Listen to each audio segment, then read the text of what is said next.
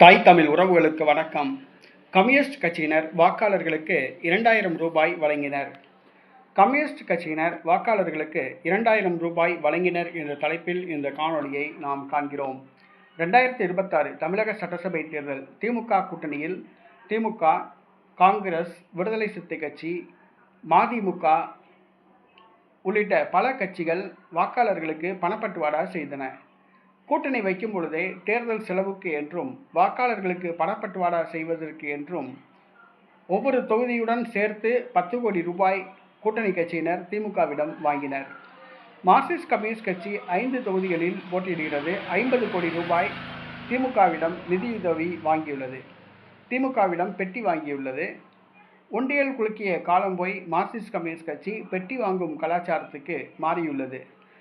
திமுக, அதிமுக, காங்கிரஸ், பாஜக, மதிமுக, விடுதலை சிறுத்தை கட்சி, தேமுதிக உள்ளிட்ட இந்த கட்சிகள் தான் வாக்காளர்களுக்கு பணப்பட்டுவாடா செய்கிறது என்று சொன்னால், பொது உடைமை கட்சிகள் என தன்னை மாறுதட்டி கொள்ளும் இந்த மார்க்சிஸ்ட் கம்யூனிஸ்ட் கட்சியும் தற்பொழுது வாக்காளர்களுக்கு பணப்பட்டுவாடா செய்துள்ளது. கீழ்வேலூர் தொகுதியில் போட்டியிடும் மார்க்சிஸ்ட் கம்யூனிஸ்ட் கட்சி வேட்பாளருக்கு ஆதரவாக வாக்காளர்களுக்கு 2000 ரூபாய் வழங்கியுள்ளது மார்க்சிஸ்ட் கம்யூனிஸ்ட் கட்சி. திராவிட கட்சிகளை போன்றே மார்க்சிஸ்ட் கம்யூனிஸ்ட் கட்சியும் அரசியல் செய்ய ஆரம்பித்துள்ளது.